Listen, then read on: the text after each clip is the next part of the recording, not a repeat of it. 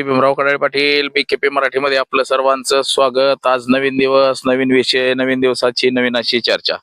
आज चर्चा घेऊन आलोय म्हणजे काल विधान परिषदेच्या 9 उमेदवारांची घोषणा झाली।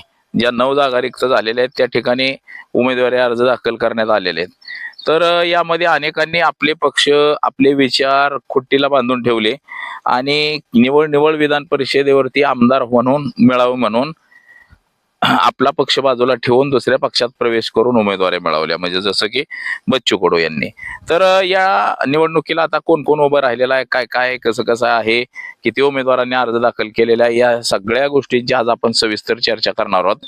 ही निवडणूक आता बिनविरोध होईल का बिनविरोधच होणार नाही, कोणाचा पराभव होईल का, तर या सगळ्या विषयाची आज आपण चर्चा करणार आहोत। तर चला, सर्वप्रथम आपण जर चॅनल सबस्क्राईब केला नसेल तर चॅनल सबस्क्राईब करावा ही सर्वांना विनंती, आणि चला चर्चेला सुरुवात करूया। महाराष्ट्र राज्यामध्ये 9 विधान परिषदेच्या जागा रिक्त झालेल्या आहेत, त्याची 13 तारखेला मुदत संपली आहे। त्यामध्ये दस्तूर खुद्द उद्धव ठाकरे हे होते।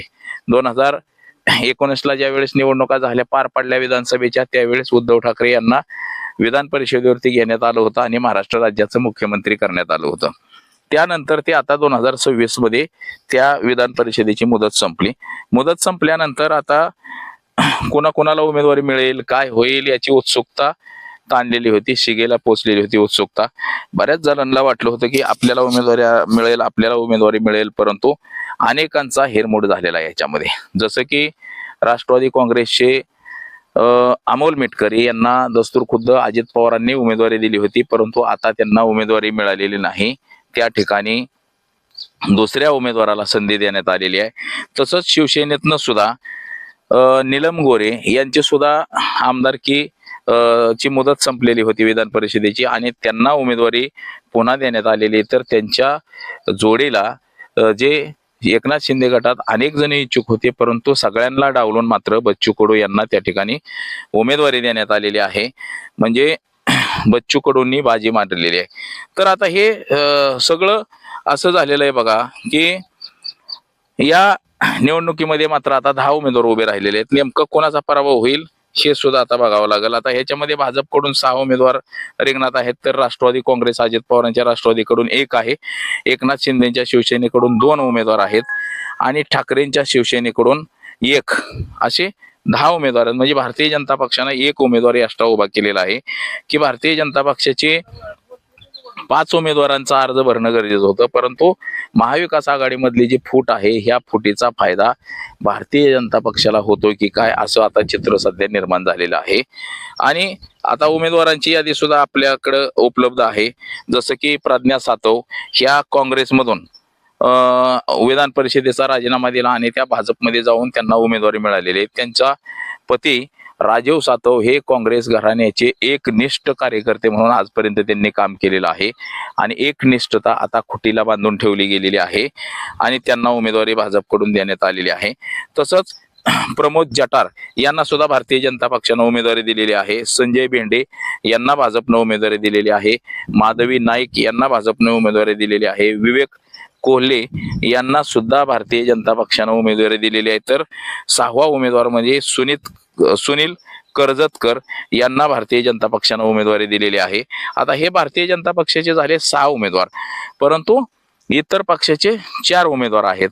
आता 6वा म्हणजे जागा आहेत 9, उमेदवार आहेत 10, म्हणजे 1 उमेदवार हा जास्तीचा झालेला आहे, आणि 1 उमेदवाराला निवडून आणणं म्हणजे महाविकास आघाडीची जर मतं फुटली तर महाविकास आघाडीचा उमेदवार हा निवडणुकीमध्ये पराभव होईल, असं चित्र आपल्याला एकंदरीत सध्याचं तरी दिसतंय। आता एकनाथ शिंदे यांच्या गटाकडून बच्चू कडू आणि नीलमताई गोरे यांना उमेदवारी देण्यात आलेली आहे।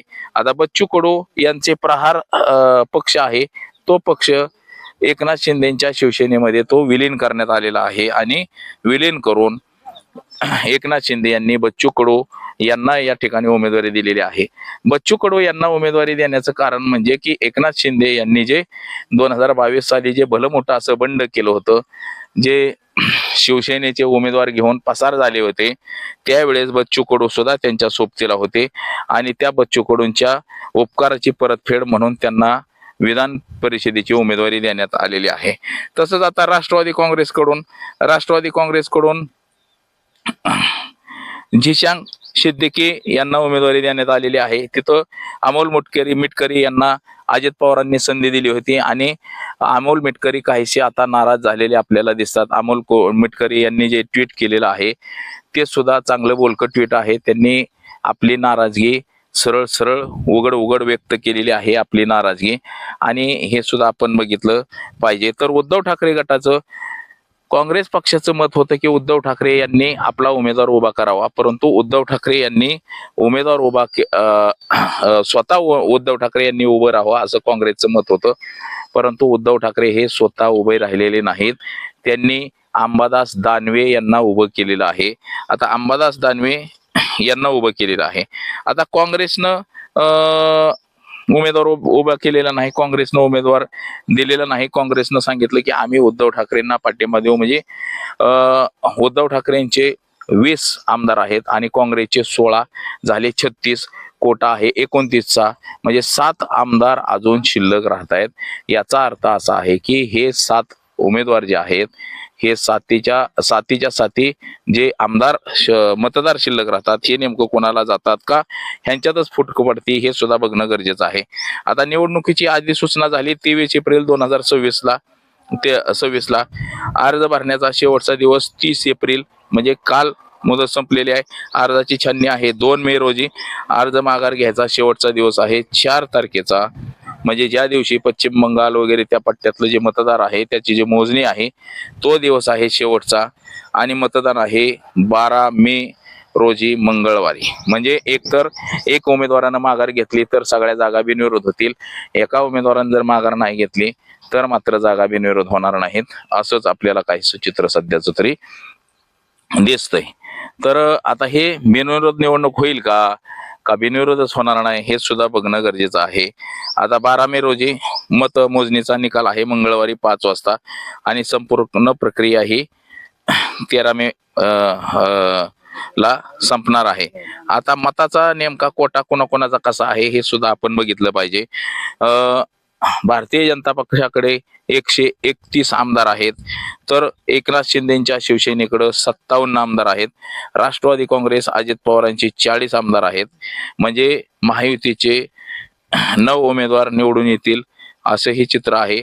परंतु संख्येचं पाठबळ आता महाविकास आघाडीचे बघा महाविकास आघाडीचे उमेदवार काहीसे एकच उमेदवार निवडून येईल एवढं मतदान त्यांच्याकडे आहे. म्हणजे 46 फक्त त्यांच्याकडे आहेत. शिवसेनेचे 20, काँग्रेस पक्षाचे 16 आणि राष्ट्रवादी काँग्रेस शरद पवार गटाचे 10 असे मिळून 46 आहेत. म्हणजे 46ला एकच उमेदवार निवडून येईल असं चित्र सध्याचं तरी आपल्याला दिसतंय. तर बघा ह्या निवडणुकीमध्ये बरंचसं काय अवलंबून आहे. आता जे पश्चिम बंगाल हे 5 राज्याच्या निवडणुकांची जी मतमोजणी आहे त्याच्यावरती सुद्धा बरंच आधारित आहे. म्हणजे हे जे आमदार फुटीचं जे प्रकरण आहे आपण वारंवार पाहिलं. आता बिहारमध्ये राज्यसभेच्या वेळेस आपण बघितलं की काँग्रेस पक्षाची मतं तिथं फुटली आणि त्यामुळं राज्यसभेचा खासदार हा पडला त्या ठिकाणी. म्हणजे काहीशी अशी परिस्थिती आहे. बऱ्याच ठिकाणी असंच होतंय की विरोधी पक्षाची मतं मात्र फुटतायत आणि सत्ताधारी पक्षाची मतं फुटत नाहीत. ह्याचं फार मोठं असं गौड बंगाल आहे. तर याच काय गोष्टी अशा आहेत. तर आता या निवडणुकीला सुद्धा नेमकं काय होतंय हे सुद्धा बघणं गरजेचं आहे. या निवडणुकीला जर पुन्हा काँग्रेस किंवा इतर पक्षाची जर मतं फुटली तर मात्र त्याचा सरळ फायदा हा भारतीय जनता पक्षाला होताना आपल्याला दिसतोय. तर काल उमेदवारी अर्ज दाखल करायचा शेवटचा दिवस, परंतु बच्चू कडू यांनी मात्र आपला पक्ष गुंडाळून ठेवून एकनाथ शिंदेच्या शिवसेनेत तो विलीन करून आता त्यांनी स्वतंत्र निवडणूक लढवणं बंद केलंय असंच एकंदरीत म्हणता येईल.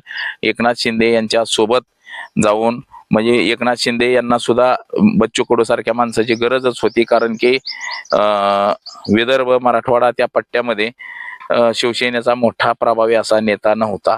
तर तो आता बच्चू भाऊंच्या रूपानं मिळालेला आहे. तर आता बघू 12 तारखेला जो निकाल आहे त्याच्यामध्ये कळेल आपल्याला की नेमकं की कोण निवडून येतंय का निवडणूकच बिनविरोध होते हे सुद्धा बघणं गरजेचं आहे. तर आज एवढंच.